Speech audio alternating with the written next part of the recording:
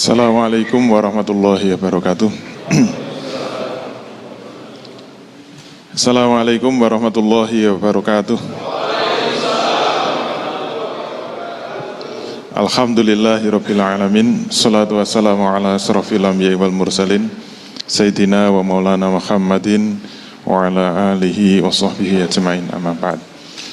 Bapak-bapak, ibu-ibu dan saudara-saudara sekalian, alhamdulillah pada malam hari ini kita bisa dipertemukan kembali oleh Allah Subhanahu wa taala dalam IBC edisi yang keberapa ini?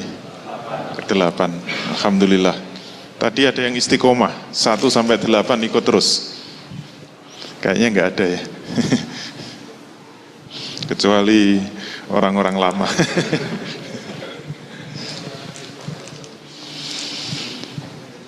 Alhamdulillah malam hari ini hujan terus, tetapi di dalam sini tidak hujan. Jadi patut kita syukuri karena kita tidak kehujanan. Kita lanjutkan materi kemarin. Masih ingat? Kemarin pada nggak ikut. Saya kemarin baca WhatsApp, ternyata gara-gara acara kita di shooting, kemudian di-upload di YouTube, akhirnya banyak yang malas untuk datang karena apa? Cukup menunggu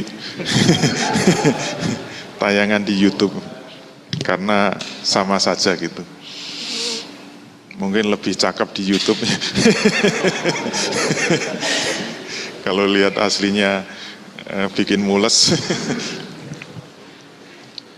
Apalagi hujan-hujan kayak gini, biasanya malas keluar. Tapi perlu saya sampaikan, walaupun sama ya melihat YouTube dengan hadir di sini, insya Allah pahalanya beda. Karena kita mendapatkan pahala untuk datang ke majelis. Jadi majelis ilmu seperti ini, majelis pengajian seperti ini, insya Allah hadisnya banyak sekali. Salah satunya ketika ada majelis ilmu seperti ini, insya Allah malaikat itu membukakan sayapnya di atas kita dan terus menerus mendoakan pada setiap yang hadir di sini. Dan itu tidak ada di YouTube. Bedanya itu ya.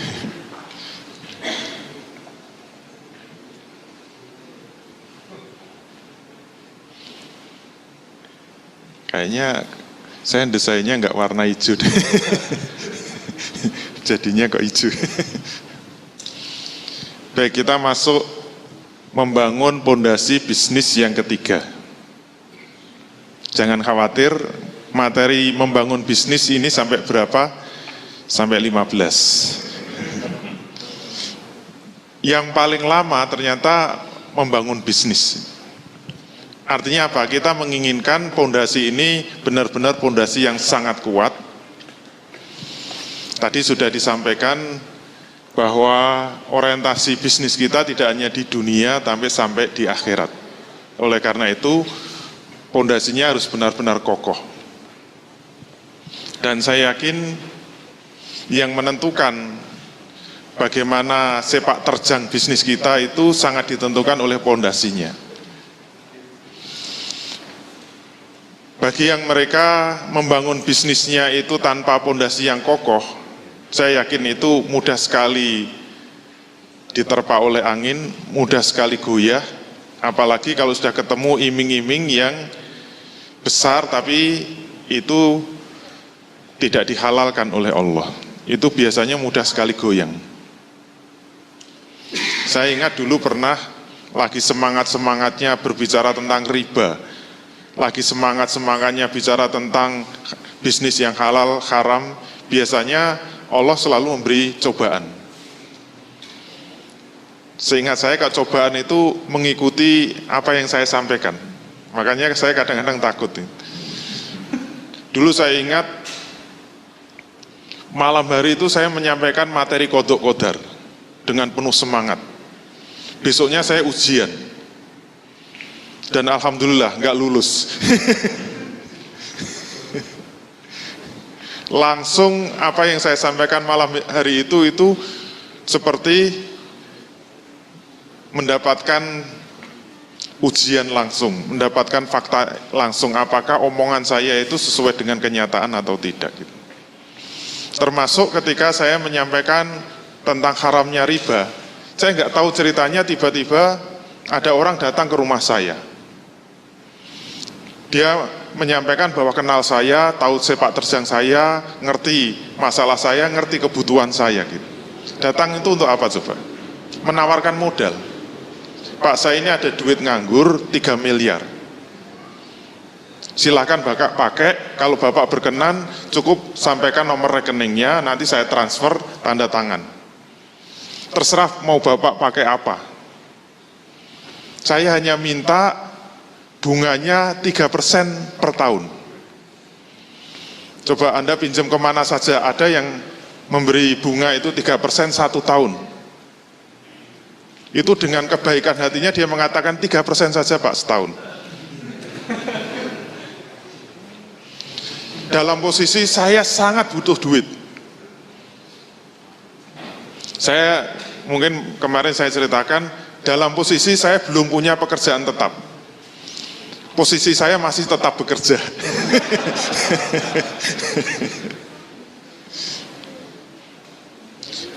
Itu sehebat-hebatnya saya ngomong, begitu saya disodori duit 3 miliar, pada waktu itu besar sekali.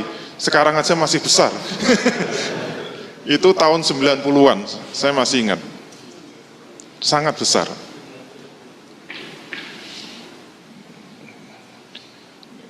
Dia ngerti bahwa saya itu pengen membangun sebuah perguruan tinggi. Makanya saya ditawari untuk, kalau 3 miliar zaman itu ya bisa untuk membangun gedung yang sangat besar. Ya sehebat-hebatnya saya ngomong itu goyang juga gitu. Goyah juga gitu. Karena nggak tahan saya masuk. Dan biasanya yang bisa menjadi penjaga gawang yang kuat itu adalah istri yang ada di dalam. Pentingnya punya istri yang solihah itu begitu. Begitu saya cerita itu, istri saya itu dengan tegas mengatakan tolak saja, haram hukumnya. Kalau istri sudah ngomong itu rasanya semangat lagi. Makanya kebanyakan laki-laki itu banyak terpeleset. Saya yakin itu mesti pengaruh istri. Pengaruh istri itu sangat dominan untuk suami. Suami itu banyak terpeleset itu pasti karena bujuk rayunya istri, atau mungkin tangisannya istri, atau mungkin rayuannya istri, lirikannya istri, dan seterusnya. Selanjutnya terserah Anda. Tapi alhamdulillah punya istri yang solihah, dengan tegas menolak itu rasanya mantep. Coba kalau istrinya mulai membujuk gitu, ya gimana lah caranya supaya jadi halal misalnya. Kalau sudah kayak gitu sudah goyah lagi. Nah, itulah pentingnya pondasi. Nanti kita akan bicara itu lebih kuat kalau sudah masuk materi tentang rezeki. Kayaknya pembahasan rezeki itu yang paling berpengaruh terhadap para bisnismen. Kalau pemahaman rezeki salah, ibarat membangun pondasi itu miring. Kalau kita membangun rumah, pondasinya miring, seluruh bangunan di atasnya itu miring. Kayak menara Pisa itu. Menara Pisa itu bangunannya lurus. Tapi kenapa kelihatan miring? Itu karena yang nonton miring. Enggak, maksudnya pondasinya yang miring.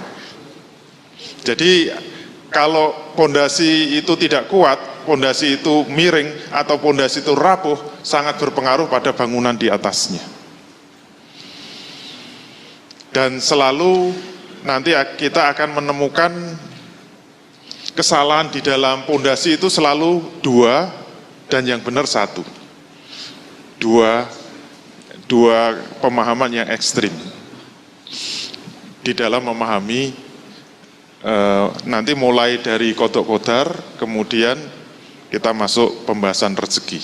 Karena semua pondasinya itu kodok kodar. Jadi kalau diurutkan setelah Qadha Qadar nanti kita membahas hidayah dolalah, kemudian tawakal, rezeki, ajal, dan doa. Sehingga kita tahu peran masing-masing. Sebenarnya rezeki itu ada hubungannya dengan usaha kita atau tidak. Kenapa ada orang yang usahanya sudah jungkir balik, bisnis sana sini, tetap miskin aja gitu. Ada yang bisnisnya itu nyantai aja gitu, kayaknya santai, tenang, tapi kok bisnisnya lancar, bisnisnya laku keras. Sebenarnya rezeki itu ada hubungannya dengan usaha atau tidak? Itu yang harus kita bahas. Dan itu semua masih berbicara di dalam tanah. Kenapa? Kita masih bicara pondasi. Oke? Nah, untuk memudahkan nanti semuanya sangat ditentukan oleh cara berpikir kita. Kemarin kita sudah membahas teori berpikir tingkat 1, sekarang kita masuk teori berpikir tingkat 2. Jadi walaupun bisnismen, taraf berpikirnya kita naikkan terus. Nanti kita akan tahu bahwa orang yang berpendidikan setinggi apapun, walaupun dia kuliahnya S1, kuliahnya S2, termasuk sampai kuliahnya S3, itu sebenarnya taraf berpikirnya itu maksimal hanya tingkat 2. Tapi kalau Bapak Ibu sekalian ikut Islamic Business Coaching itu nanti 2 minggu yang akan datang kita naikkan lagi dengan teori berpikir tingkat 3. Itu di atasnya profesor. Sedikit aja. Nanti kita buktikan bahwa ini adalah level sarjana S1, S2 maupun S3 itu sebenarnya maksimal hanya level 2. Saya nggak setuju dengan pendapatnya Bob Sadino ya. Bisnis itu harus goblok, itu saya nggak setuju. Menurut saya bisnis harus pinter, harus berilmu. Kalau goblok itu, walaupun kaya raya, gimana bisa masuk surga kalau goblok? Karena jargon kita kan, bisnis tidak sekedar untung rugi, tapi pahala, dosa atau pahala. Jadi jangan ikut-ikutan ya. Yang penting goblok. Cara goblok untuk sukses. Kenapa saya katakan teori berpikir tingkat 2 itu levelnya sarjana, S1, S2 maupun S3. Karena inti dari berpikir tingkat 2 itu kita akan mencari kebenaran untuk hal-hal yang tidak langsung. Untuk kemarin kita membicarakan kebenaran yang langsung itu dengan teori berpikir tingkat 1. Itu sudah kita selesaikan. Sekarang kita masuk bagaimana kita mencari kebenaran untuk sesuatu yang tidak langsung terindra. Jadi kita akan memasuki alam gaib. Oke, siap? Jadi kita akan memasuki dunia yang benar-benar tidak terlihat, tetapi kita ingin mencari kebenarannya. Ini tantangan bagi kita.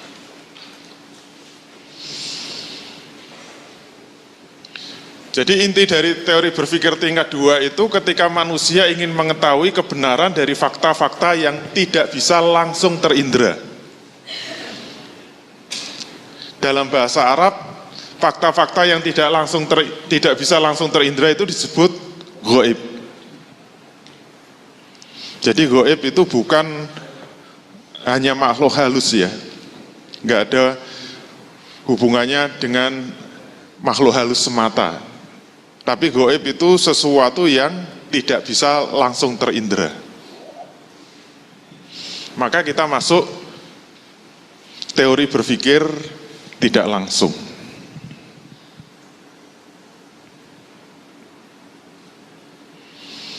Jadi pemikiran tingkat 2 yaitu bagaimana jika manusia ingin membenarkan sesuatu yang tidak kelihatan. Misalnya kemarin sudah kita contohkan, kita ingin mengetahui sesuatu yang ada di balik tembok. Ini tembok ya. Di balik tembok ini ada apa? Ini kan misteri. Kita juga ingin tahu. Kita juga ingin tahu apa yang ada di dalam tanah. Di bawah kita ini ada minyaknya atau tidak? Ada emasnya atau tidak? Ada batu baranya atau tidak? Makanya orang yang memiliki kemampuan berpikir tingkat 2 itu nanti bisa memanfaatkan alam secara baik. Kita bisa mengeksplorasi alam dengan baik. Beda dengan orang yang kemampuannya hanya berpikir tingkat 1. Kita juga ingin tahu apa yang ada di dalam samudra. Manusia juga ingin tahu apa yang ada di dalam kandungan bumi. Tidak hanya kandungan manusia saja. Manusia juga ingin tahu apa yang ada di balik langit. Setelah langit itu ada apa? Pernah Anda memikirkan? Misalnya alam semesta ini terdiri dari ruang. Ada materi, ada ruang. Terus ruang itu sampai mana coba? Batasnya itu apa? Misalnya langit ya. Seluruh ruang ini ditutup oleh langit. Terus di atasnya langit apa? Ada ruang lagi. Terus ada langit soft 2, oke? Di atasnya soft 2 apa? Ada ruang lagi kan? Terus di atasnya soft 3, langit soft 3, soft 4, soft 5, soft 6, soft 7. Katanya langit sampai soft 7. Terus di atasnya apa? Oh, ada surga neraka. Terus di atasnya surga neraka? Ruang terus ditutup apa? Pakai batu gitu ya. Tuh pakai batu, batasnya apa? Ruang lagi. Sampai apa gitu? Sampai gila.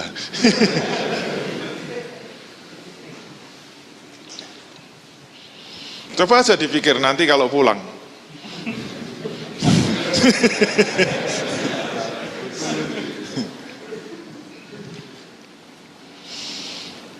Kita juga ingin tahu apakah surga itu ada atau tidak.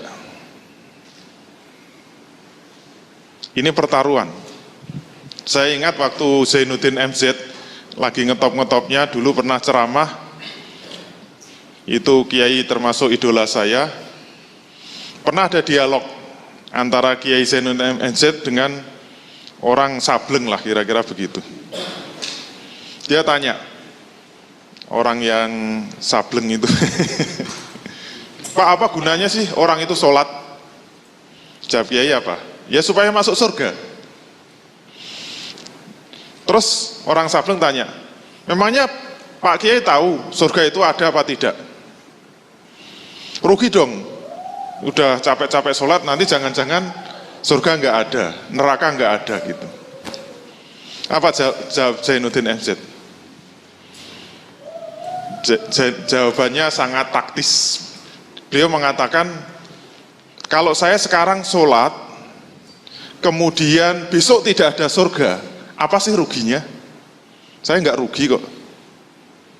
Tapi kalau sekarang Anda tidak sholat dan besok ada neraka, coba bagaimana? Lebih aman mana coba? Tapi itu bukan jawaban benar salah kan?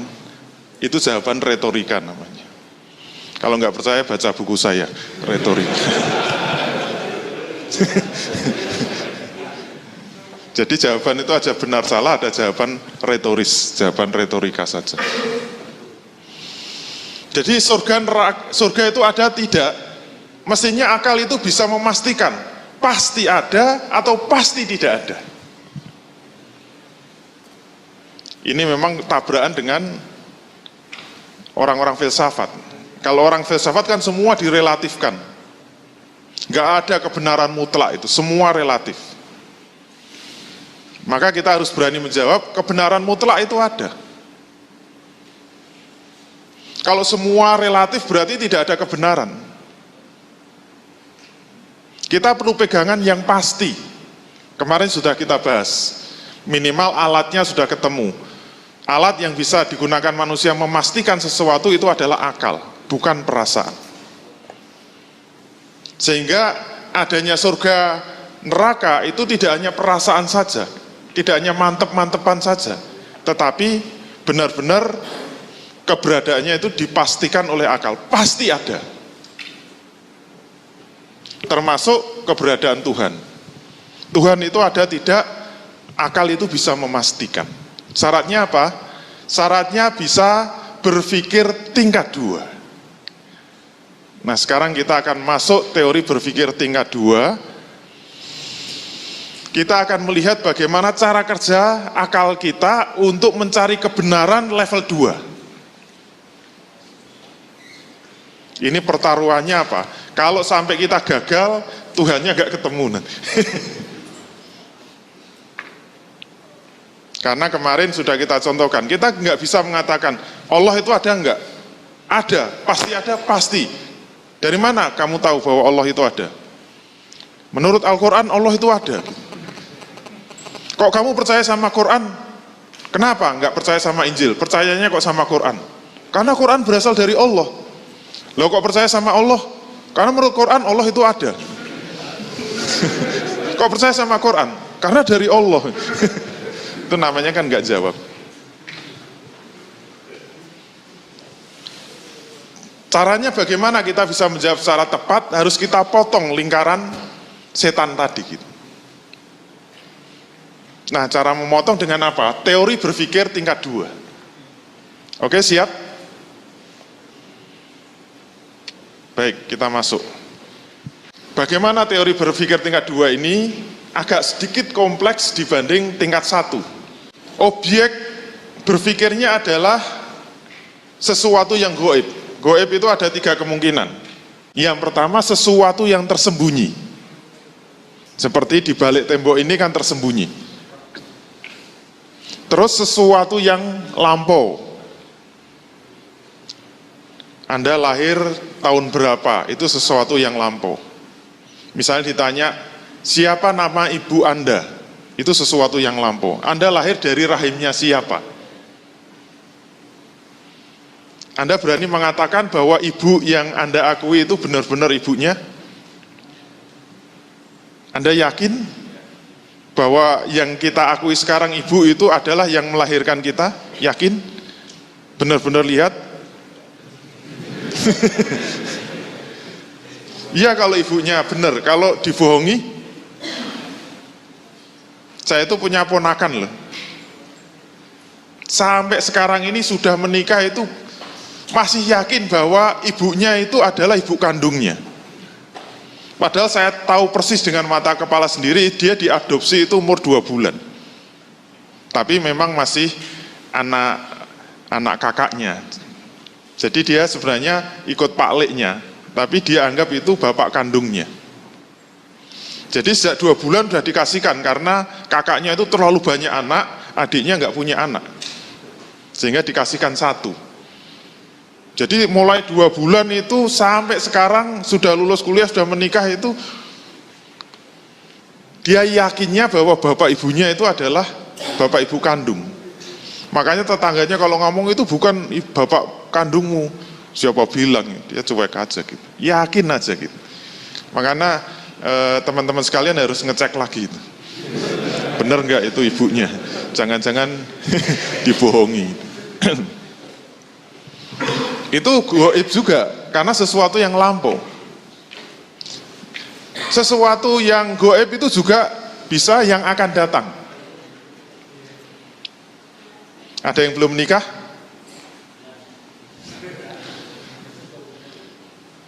Pertanyaannya, besok menikah enggak? Yakin? Bagaimana memastikan bahwa besok itu menikah? Jangan-jangan enggak laku-laku terus sampai meninggal dunia. Itu juga gaib, masa depan. Jadi sesuatu yang akan datang itu gaib juga. Maka pertanyaannya, bagaimana kita bisa mencari kebenaran yang pasti dari yang gaib-gaib itu? Yang nggak kelihatan itu kita bisa mengatakan pasti benar. Sesuatu yang lampau, ini ibu saya itu pasti benar. Sesuatu yang akan datang itu saya nanti akan punya istri, pasti benar. punya anak pasti benar, menikah lagi pasti salah misalnya. Caranya membenarkan bagaimana?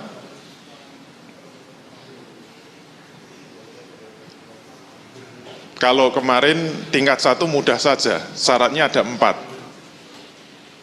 Sekarang untuk mencari kebenaran yang gaib itu ternyata ada syaratnya, yaitu harus ada dalil. Dalil juga bahasa Arab, artinya penunjuk. Sehingga nanti yang kita nilai adalah dalilnya. Begitu kita mendapatkan dalil, akal langsung bekerja, namanya hukum akal.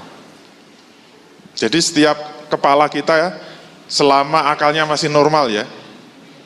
Nanti kalau ada yang nggak normal, tolong jangan ribut di ruangan ini. Bekerjanya hukum akal itu ada 3 kemungkinan. Jadi nanti penilaian itu bisa pasti benar, bisa mungkin benar, bisa pasti salah. Itu namanya hukum akal. Dan itu berlaku untuk semua akal manusia. Maka kenapa akal itu bisa bekerja seperti itu? Ya itulah yang namanya hukum akal. Oke? Jadi diagramnya hanya seperti ini saja. Sekarang kita masuk satu-satu. Syarat dalil. Bagaimana ini disebut dalil itu? Syarat dalil itu ternyata harus diperoleh dari penginderaan secara langsung atau dari pemikiran tingkat 1. Karena syarat berpikir tingkat 1 kemarin harus ada fakta yang terindra, harus ada indera yang mengindra, kemudian ada otak dan ada maklumat sebelumnya, maklumat as-sabiqah. Itu pemikiran tingkat 1. Jadi dalil itu harus diperoleh secara langsung. Maka kalau sudah memiliki dalil, manusia bisa menilai 3 kemungkinan. Yang pertama pasti benar atau wajib akli. Kriterianya apa? Ciri-cirinya apa? Kalau hanya ada satu alternatif membenarkan, maka akal mengatakan pasti benar. Hanya ada satu alternatif membenarkan. Tetapi kalau ada lebih dari satu alternatif membenarkan, maka akal mengatakan jaiz akli, mungkin benar, mungkin salah. Sedangkan kalau tidak ada alternatif membenarkan, maka dikatakan mustahil akli, pasti salah. Ya cuma begitu aja. Itu yang disebut kebenaran ilmiah, itu nilainya kan di antara pasti benar dan pasti salah. Nilai sebuah riset penelitian itu mesti di antara ini. Mesti menggunakan derajat kesalahan.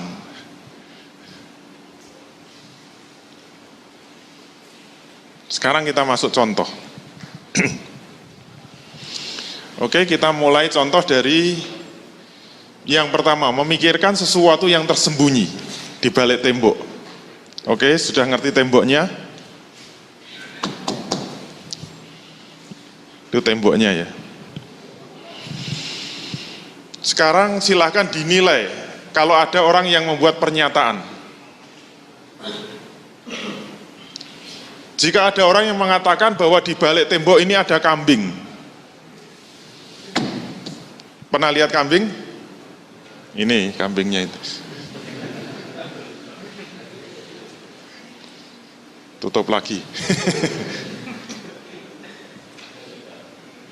Oke? Kalau ada orang yang mengatakan bahwa di balik tembok ini ada kambing, silakan dinilai. Kemungkinannya apa? Pasti benar, mungkin benar, apa pasti salah? Kalau ada yang orang mengatakan di balik tembok ini ada kambing, nilainya apa? Pasti benar, mungkin benar, apa pasti salah? Mungkin benar. Semua setuju? Pasti salah? Kenapa? Enggak mungkin ada kambing. Enggak ada suara kambing. Pasti salah? Mungkin benar? Pasti benar. Oke, kita lihat jawaban yang benar apa? Nilainya apa? Jawabnya semua tidak berpikir. Kenapa? Mengapa? Karena tidak menggunakan dalil. Jadi kalau berpikir tidak menggunakan dalil itu sebenarnya menggunakan perasaan. Mantep-mantepan. Saya mantepnya nggak ada kok. Nanti yang mantep ada ya nggak mau kalah. Menurut saya ada kok. Ini gedungnya aja sudah mirip kandang kambing. misalnya. Itu perasaan aja lah. Yang punya gedung masih tersinggung.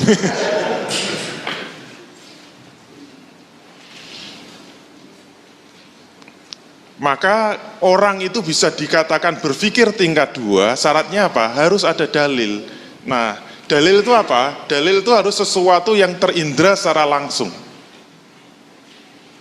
Maka bisa dengan penglihatan, bisa dengan pendengaran, bisa dengan peraba, bisa dengan pengecap, bisa dengan penciuman. Oleh karena itu, kalau tidak ada dalil, semua yang kita keluarkan itu adalah dari perasaan kita, bukan dengan berpikir. Nah, maka bagaimana jika ada dalilnya? Misalnya kita dengarkan bareng-bareng ya, persis enggak? Kalau ada suara seperti itu, silahkan dinilai. Kalau ada suara kambing mengembik, maka nilainya apa? Pasti benar, mungkin benar, apa pasti salah? Pasti benar, mungkin benar, apa pasti salah? Pasti benar itu kalau hanya satu alternatif membenarkan. Mungkin benar kalau ada lebih dari satu alternatif membenarkan. Pasti salah kalau tidak ada alternatif membenarkan. Nilainya apa? Mungkin benar atau jaiz akli. Kenapa? Kemungkinan pertama itu memang suara kambing kan? Kambing beneran. Kemungkinan kedua apa? Suara rekaman. Kemungkinan tiga, suara direkturnya di samping ngebambek habis makan kambing. Mungkin namanya juga jaiz ya, mungkin benar, mungkin salah. Pokoknya kalau ada lebih dari satu alternatif, akal tidak bisa dipaksa untuk mengatakan pasti benar, tidak bisa. Kalau dipaksa mengatakan pasti benar itu namanya pemerkosaan akal. Jangan mau.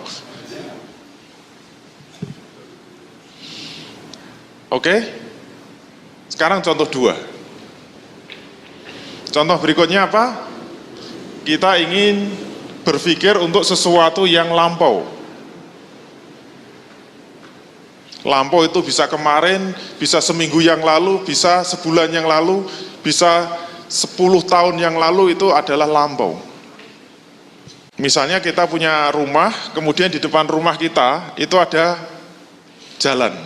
Terus ada orang mengatakan, tadi malam ada mobil yang lewat.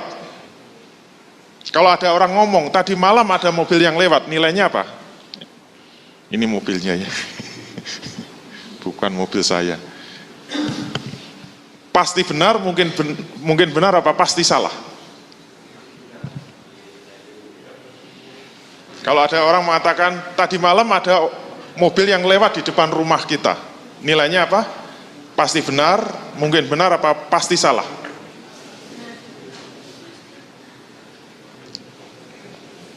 Apa?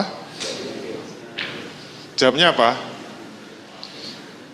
Jawabnya semua tidak berpikir. Mengapa? Karena tidak menggunakan dalil. Oleh karena itu, untuk menjawab sesuatu yang lampau, kalau kita memang mau berpikir tingkat 2, tetap jangan lupa dalilnya harus dimajukan. Makanya tadi maghrib saya nonton TV itu, ketua KPK kan diserang. KPK tenang aja, kenapa? Yang diminta apa? Kalau memang benar, tunjukkan buktinya. Bahasa Arabnya apa? Dalilnya. Gitu. Jadi kalau diserang, tenang saja gitu. Kalau memang benar apa yang kamu katakan, tunjukkan dalilnya. Gitu. Tunjukkan bukti-buktinya. Nah, bukti-bukti itu adalah dalil. Maka jangan ngomong tanpa dalil. Jangan ngomong tanpa bukti. Itu namanya ramikir blas gitu. Tadi jubirnya KPK sebenarnya pengen ngomong gitu.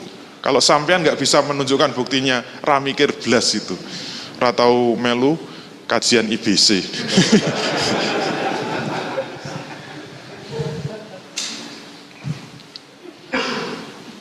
Nah, syarat dalil apa? Sesuatu yang muncul dari kebenaran tingkat 1, terindra secara langsung. Bisa dengan tadi pendengaran, seperti mbek, tadi pendengaran, atau penglihatan. Kalau ingin menduga ada mobil yang lewat, kira-kira dalilnya apa? Nah, dalilnya yang bisa kita lihat langsung itu apa? Bekas telapak ban atau jejak ban ini. Nah, kalau di depan rumah kita ada bekas-bekas kayak gini, maka kita bisa berpikir tingkat 2. Misalnya ini ya bekas telapak bannya gitu. Kemudian ada orang yang mengatakan, tadi malam ada mobil yang lewat, silakan dinilai. Pasti benar, mungkin benar, apa pasti salah. Sudah ada bukti yang jelas kayak gini. Pasti ada mobil yang lewat, mungkin ada mobil yang lewat, apa pasti tidak ada mobil yang lewat. Kenapa mungkin? Oh, kalau ada lebih dari satu alternatif itu nilainya jaiz akli atau mungkin benar mungkin salah. Kemungkinannya berapa? 1, mobil yang lewat. Kemungkinan kedua, gerobak yang lewat. Gerobak kan pakai ban mobil juga.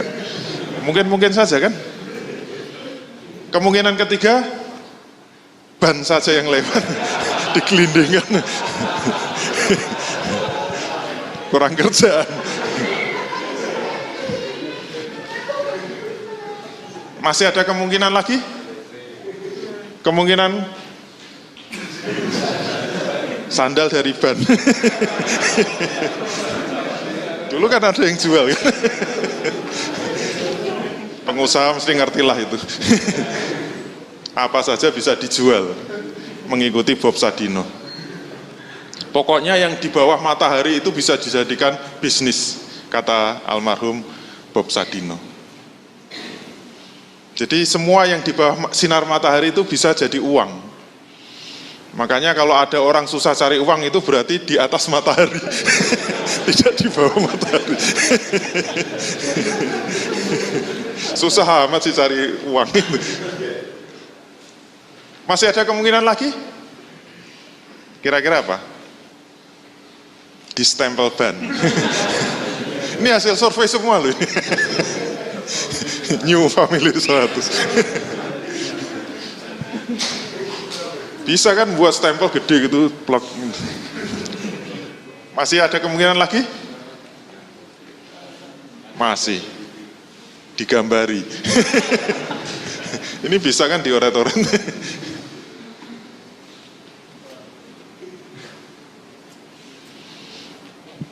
Nah sekarang pertanyaannya, adakah yang pasti benar? Sekarang kita balik ya. Oke, kita balik. Dengan menggunakan dalil yang sama, tugas kita apa? Buatlah pernyataan yang nilainya pasti benar.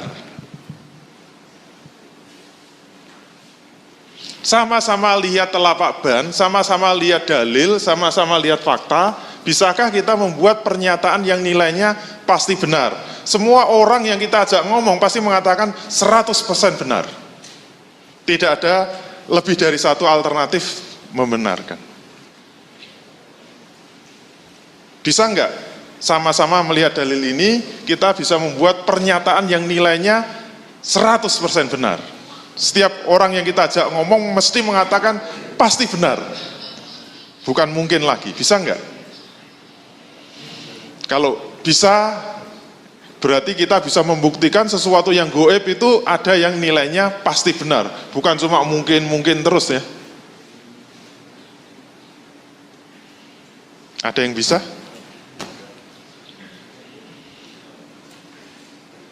Gimana? Diikuti? Sama ketemu mobilnya? Anda mengatakan itu pasti telapak mobilnya itu?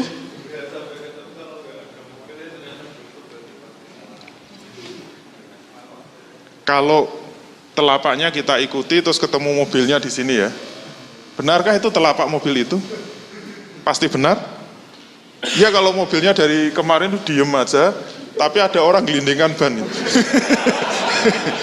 Mungkin enggak.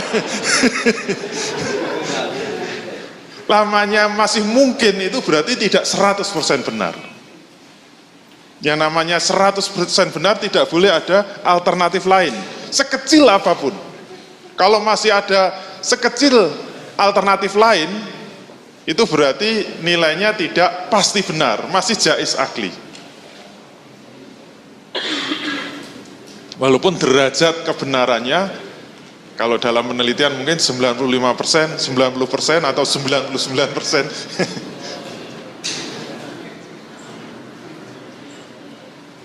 Tapi tidak ada penelitian yang mengatakan derajat kebenaran 100% nggak ada. Kecuali kuliah ini.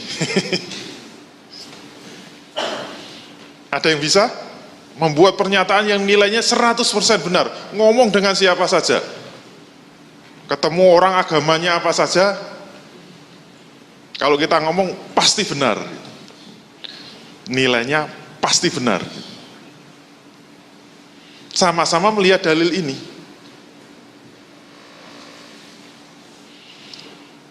Nah, nanti ini kita gunakan untuk memastikan adanya Tuhan, itu caranya juga seperti itu.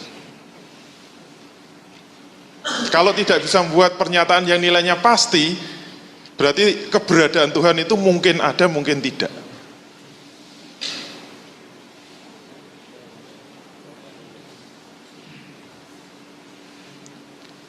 Oke? Ada yang bisa membuat pernyataan yang nilainya pasti benar? Nanti dapat hadiah. Hadiahnya apa? Diacungi jempol. Kasihan. Ada lagi yang mau mencoba? Ya, silakan. Bahwa di jalan tersebut ada orang atau benda atau apapun yang lewat. Ada orang yang lewat. Ada orang yang lewat. Bahwa jalan itu pernah dilewati. Pernah dilewati apa? Itu yang saya tanya. Pernah dilewati apa? Orang. Dilewati ban. Ya mungkin mobil kan. Dilewati apa?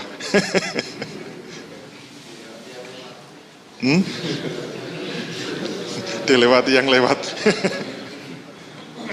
Iya, Anda patut mendapat acungan jempol.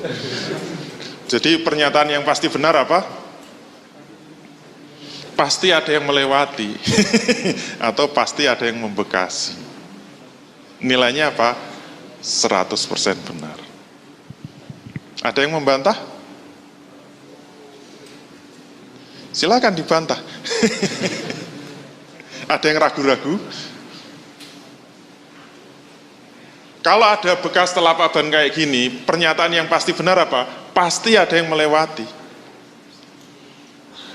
Terus kalau ditanya yang melewati apa? Semua jawaban itu nilainya jais. Mungkin benar, mungkin salah. Yang pasti apa? Pasti ada yang membekasi kan? Itu pasti benar. Kalau Anda melihat gedung ini, apa yang pasti?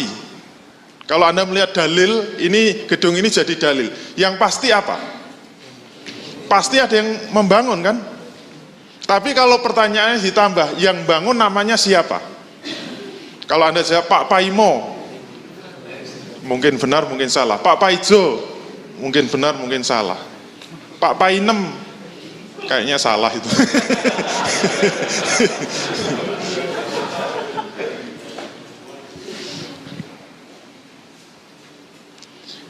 Terus yang mustahil akli apa? Yang pasti salah apa? Tidak ada yang membekas.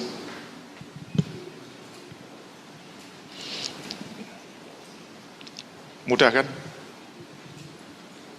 Selesai.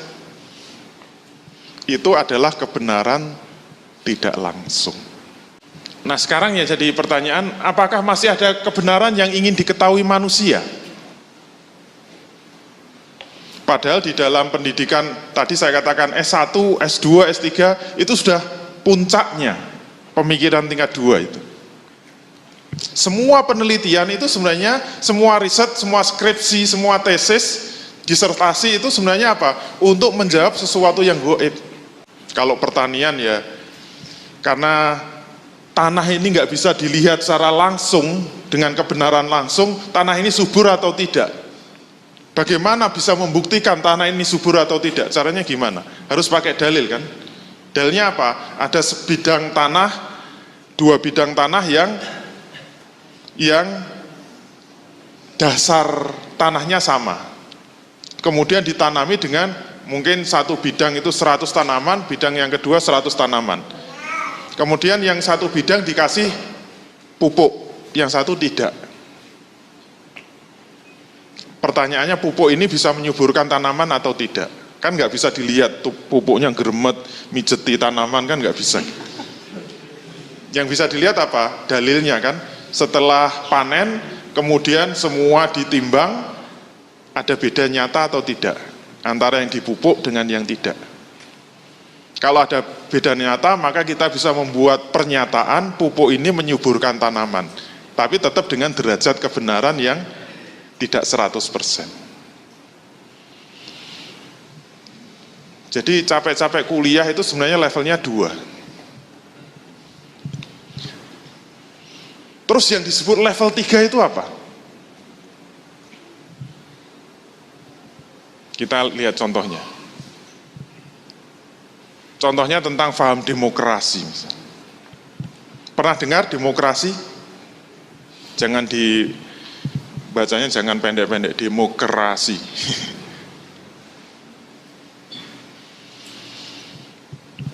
Kalau kita mendengar kata demokrasi, terus pikiran kita itu apa yang ingin kita ketahui tentang demokrasi? Sangat tergantung dari pertanyaannya. Pertanyaannya itu akan menunjukkan level di mana kita berpikir. Apakah level 2 atau level 3? Kalau pertanyaannya, demokrasi itu apa? Misalnya ada dosen Visipol, kemudian mahasiswanya ujian, silakan ditulis soalnya, pertanyaan nomor 1. Jelaskan apa yang dimaksud dengan demokrasi. Silakan dijawab. Maka yang pernah ikut IBC akan langsung berpikir, dosennya level 2 ya. Ya enggak?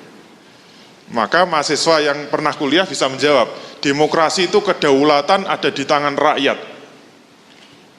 Nah, jawabannya benar atau salah? Demokrasi itu kedaulatan di tangan rakyat, dari rakyat, oleh rakyat, untuk rakyat. Benar atau salah? Nah, jika ada dalilnya, yaitu sesuai dengan penggagas paham demokrasi, maka jawaban itu bisa dianggap benar. Itu adalah kebenaran tingkat 2. Soal dari dosen ini soal level 2. Jadi kalau ada dosen ngasih pertanyaan kayak gitu, langsung sampaikan aja, Pak, belum pernah ikut IBC ya. Kenapa? Berpikirnya level 2 melulu. Kalau level 3 apa? Kalau pertanyaannya kita rubah. Pertanyaannya apa? Demokrasi itu benar atau salah? Nah, itu pertanyaan level 3.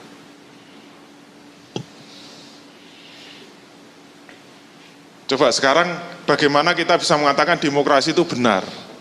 Atau bagaimana kita bisa mengatakan demokrasi itu salah? Cara berpikirnya gimana? Itulah yang disebut level 3. Contoh lain apa? Kalau kita bisnismen contohnya apa? Bunga bank.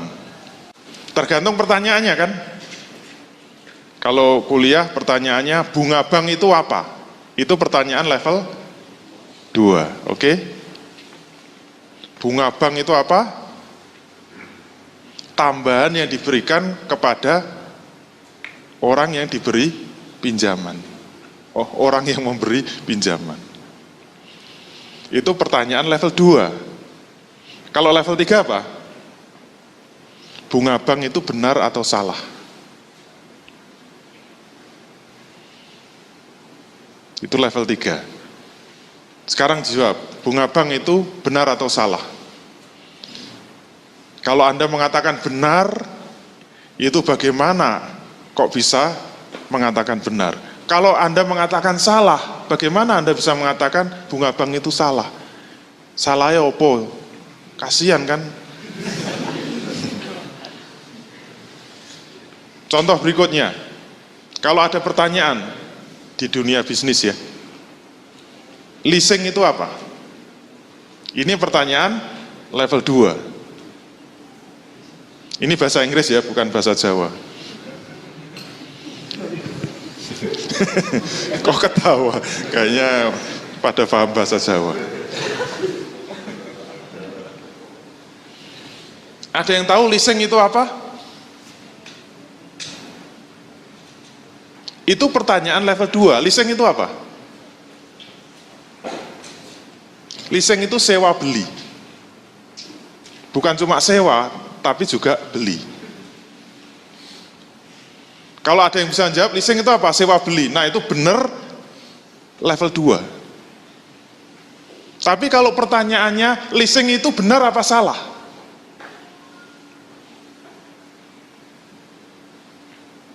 Coba kalau beli motor, kemudian akadnya pakai akad leasing, itu benar apa salah? Kalau mengatakan benar itu, kenapa Anda mengatakan benar? Kalau kita mengatakan salah, kenapa Anda bisa mengatakan salah? Secara pasti. Dan semua akal manusia bisa menerima.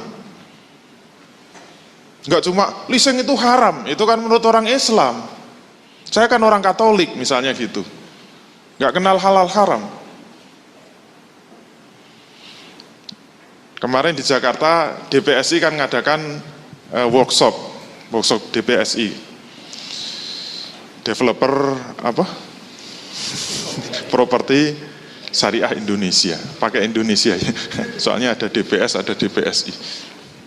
Ternyata yang ikut cuma 12. 2 diantaranya itu Kristen, suami istri Kristen.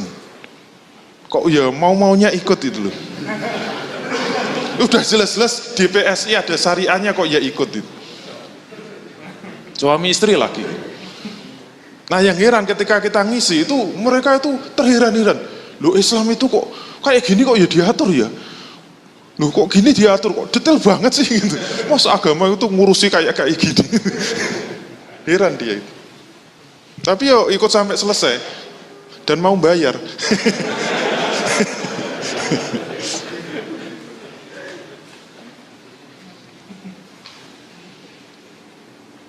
Bagaimana Anda bisa mengatakan leasing itu benar secara pasti, semua manusia bisa menerima? Atau kalau mengatakan salah, ya salah secara pasti, semua akal manusia bisa menerima? Baik yang beragama Islam, beragama tidak Islam, yang kafir, yang Muslim, yang Kristen, yang Hindu, yang Buddha, semua bisa mengatakan pasti benar. Perlu apa? Level 3. Contoh berikutnya, asuransi itu apa? Kalau bisa mendefinisikan asuransi, bisa menjelaskan asuransi, bisa menguraikan asuransi itu apa, cara kerja asuransi itu bagaimana, level 2. Lulus Fakultas Ekonomi. Tapi itu berpikir tingkat 2. Tapi kalau pertanyaannya dinaikkan, yaitu apa? Asuransi itu benar apa salah? Ini level 3. Kenapa? Bagaimana bisa mengatakan ini benar, bagaimana bisa mengatakan itu salah?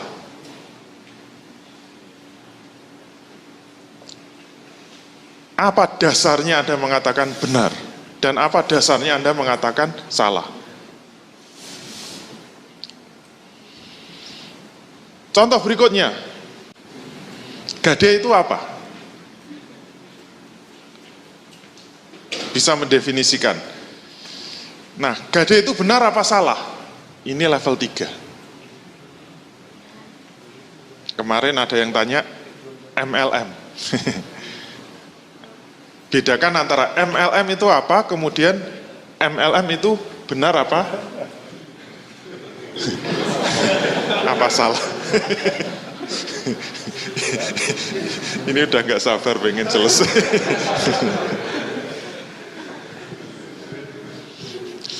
Retorikanya hilang.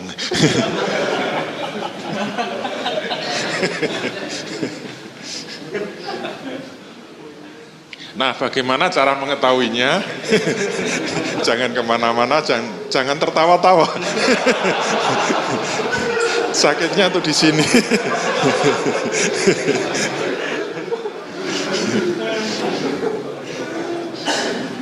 Silakan ikuti materi IBC yang ke-9. Terima kasih, Anda telah menyaksikan tayangan persembahan Pengusaha Rindu Syariah. Silakan hadiri acara-acara yang kami buat seperti Islamic Business Coaching, di mana kita dapat mempelajari kerangka berbisnis Islam, kemudian Islamic Business Sharing, di mana kita bisa belajar kepada pengusaha yang telah menerapkan bisnis syariah, Fikih Bisnis Islam, di mana kita bisa bertanya dan memecahkan permasalahan-permasalahan bisnis kontemporer, dan Muslimpreneur Power Camp, di mana kita akan termotivasi untuk menjadi pejuang syariah dalam berwirausaha. Sampai ketemu di pertemuan berikutnya. Wassalamualaikum warahmatullahi wabarakatuh.